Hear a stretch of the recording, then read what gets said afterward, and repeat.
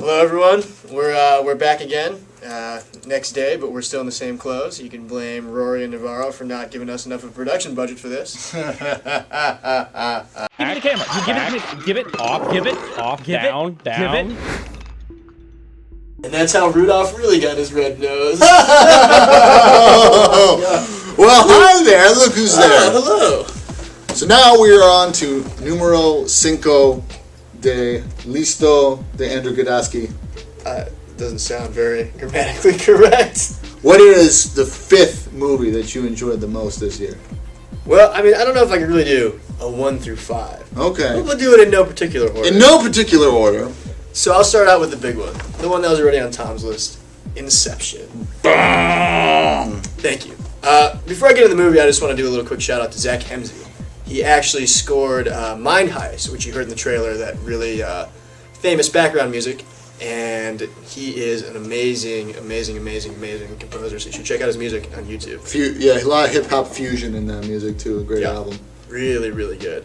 But, like Tom, I really, really loved Inception for a lot of reasons. One being that it was the only real original movie that came out of the summer that was actually successful and worth the watch and the wait, because I was looking forward to Inception for months. Actually, probably for about a year. Ever since I had heard that Chris Nolan had $150 million to play around with, and he was doing a sci-fi that he didn't want to tell anybody about. And I think that was another thing that was really, really important to me about, it wasn't necessarily about the movie, but just the build-up to it. You get all these trailers that reveal all these details, or you have these script leaks, but you really knew nothing about Inception. And it was to the point where people were actually confused going into the movie, and they didn't really know what it was about, but you still had that burning desire to see it. And so I went in with such high expectations, and it exceeded them. And I think that just is really something that's to be said about how truly great that film is, because most of you know when you go into a movie or anything with really high expectations, it's so hard for it to meet them. And Inception did just that. And the practical effects, like Tom talked about, were absolutely, groundbreaking, I think. In the world that we're in today, everything is done with CG, and Chris Nolan has been a big proponent of shooting everything practically. And so you had, the rotating hallway that was built for Joseph Gordon-Levitt as an actor, and this movie was, chock full of great performances. You had Tom Hardy, who's amazing. Go see Bronson if you haven't seen it. And, of course, Leonardo DiCaprio, Marion Cotillard, and, Cillian Murphy. All those guys were amazing. But Tom already said a lot about Inception, so I'm not really going to, dwell on it too long. I'm going to get into the next movie on my list, which is Black Swan. Woo! The Darren Aronofsky directed psychological thriller. Very saucy movie. Yeah, very saucy, very sexual. Yeah. Actually, a lot more sexual than I thought it was going to be. How sexual was it? There's like porn. Yeah. There's Cinemax. Yeah. And then there's like Black Swan. Okay. So you're just under late night Cinemax with Black Swan. And it was kind of like sleazy, but in a really good way. Vincent Cassel was, her French ballet teacher, and he plays the same type of creep that he does so well. But in every movie. In every movie. I mean, that's just his role. He's not turning into a werewolf like he was in Brother and the Wolf, but he's still a creep. Still a creep. And he somehow bagged Monica Bellucci. Moving on. The movie was, I really enjoyed this movie because it was such an in-depth exploration about what a performer actually goes through when they're preparing for a role. And so you really got to get into Natalie Portman's mindset and all the places, the really dark inner places that she was going to try to make herself prepared for the role. I know exactly what you're thinking about. He wants to see it for one scene. Yeah, the ballet scene. Of course. I Swan Lake. That's ballet. The one thing I want to ask you though is is it a good compliment piece to the wrestler? Would you want this on a double feature with them? Yeah, I think it really is. I think where the wrestler is kind of like the performer on the downswing of things, trying to rebuild their life. This is the upswing of it, trying to get to that point before they crash. But this is really enjoyable. I think Natalie Portman, it's one of her best roles ever, and certainly Mila Kunis really has carved out the dramatic territory, quite well for herself now. I think she's going to be getting a lot of new roles from this. She was also in Book of Eli. Tying it back to Tom. That's trying it back, baby. But I think you should go see this movie. It's definitely polarizing. You might not like it, but those of you who do enjoy it are probably going to like it a lot. All right, now number three. I'm actually going to break the trend a little bit here and go with a documentary. So it's something that probably not a lot of you have seen, Restrepo. It's about a group of Marines who are stationed in Afghanistan in the Karangal Valley, which is known as the most dangerous place in the world. And it was actually directed by Sebastian Junger, who is a really, really famous journalist. He writes for Vanity Fair and stuff like that. And he wrote the book that The Perfect Storm was based on, so he does have a background in film. What I really enjoyed the most about this was that I actually got to see this at a screening with him, and he did a Q&A afterwards, and he told us that he went into the project without the intention of making a documentary. So he had all this footage that he just collected as research, and then when he was looking at it, he was like, well, wait a second, this would actually make one hell of a documentary, and people should see this.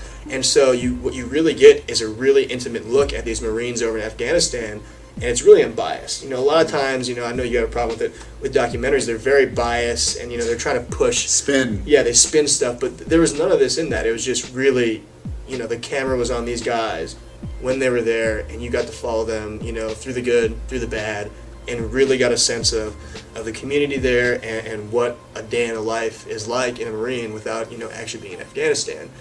There's a moment, particularly at the end, that it was just, it was kind of heart-wrenching because he had done, not really interviews, but he had put the camera on all of them once they had gotten back to Germany after they got out of Afghanistan, and they all talked about their experience there.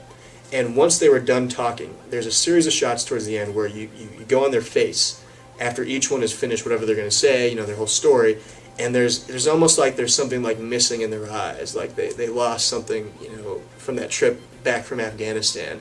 And it's really kind of gut-wrenching because you hear all the stories about post-traumatic stress and what the soldiers go through over there, and just to see that literally every single one of these guys had that same look in their eyes, it was just a really, really powerful moment. It's a film that I think everyone should see, regardless of your views on the war, just to get a sense of what these people go through on a daily basis. Now, it is already on cable, am I right? It was on cable, National Geographic Channel, and it's streaming on Netflix, so if you watch it, the entire screen community will know now that we're integrated. Put that on your instant queue. Now, number two, I'm going to go with The King's Speech. This is a movie that I saw at the AFI Fest along with Black Swan. I actually went into it with very low expectations. I really hadn't heard much about the movie, and it's kind of a dry plot subject, right? Yeah, you're thinking, oh, well, the King of England overcoming, his stammer, who cares? And so I went into the movie, and when I walked out, I had immediately thought it was the best movie I'd seen all year. Would you say it was badass? Was it the most badass take on that kind of story? As badass as, a stammerer can be, yeah. Yes. It's pretty badass. Most badass stammer movie he actually you could think of. Body slams Joffrey Rush to a table at one point. Yes, that is what we need. Gets a tombstone. Mm-hmm. But after that, they settle their differences, and, the movie, it doesn't, at first glance, it appears like it might not be something that's really... that compelling, but when you think about the context of it, it's King George IV, who was the King of England during World War II. And so, you have this guy who has to give these speeches over the radio to an entire nation that's, besieged by Germany. And so it's, it ends up being really, really powerful stuff. Colin Firth is simply phenomenal. By far, probably, maybe outside of Christian Bale and The Fighter, but the best performance I've seen all year in a movie. And Joffrey Rush and Helena Bonham Carter were at their best too. The director Tom Hooper also does some really, really amazing stuff with the camera that is simply mind-blowing because the movie itself is a lot of interaction between these two guys, and it's a lot of dialogue, but the way he uses the camera and films it, it just makes everything so interesting. And there are really some beautiful, gorgeous shots that kind of make you step back. And I remember when I was watching it in the theater, I actually wanted to, pause the screen and just stare at the frame for a while. But it's, truly, truly, truly a great movie, and it's deserving of all the praise that it's been getting, and it's been getting a lot. Award season's been hitting, and it, along with my next movie, are probably the two big favorites to sweep everything. So, Number one, can I get a little drum roll? The Social Network. The Facebook movie. The Facebook movie, exactly. This was the movie that no one was really sure of when it was first announced because everyone was like, oh, well, it's a Facebook movie. Mm-hmm. The thing that really stands out about this film is that it moves.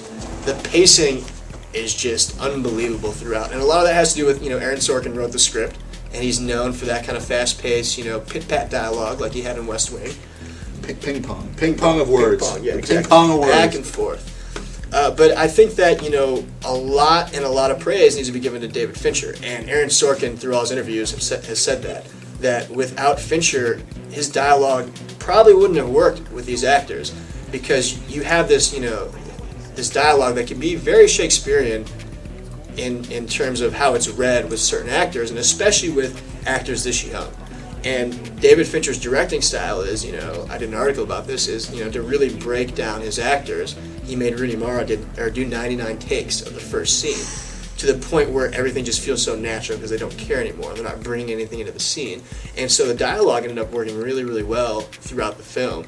And you got, a really complex, interesting look at Mark Zuckerberg, who actually was just announced as Time Magazine's Person of the Year. His Person of the Year, you think it was because of this movie? I think the movie had a lot to do about it, because before that he was just the Facebook guy, and that movie really thrust him into a spotlight that I don't think he wanted, but he certainly is taking advantage of it now. It wasn't the most negative thing, but it was definitely a movie that really captured the internet era and the times that we live in. I think it's something to tweet about, something to your status update about. Exactly. So it's definitely something that we're going to look back on and say, that captured an era, which is, it says a lot about a film. And it's looking back that we have done through the course of this, thinking about our favorite movies of 2010, and we've told you our top favorites, my top 5, Andrew's top 5. And the question is, what is your top 5, Screenheads?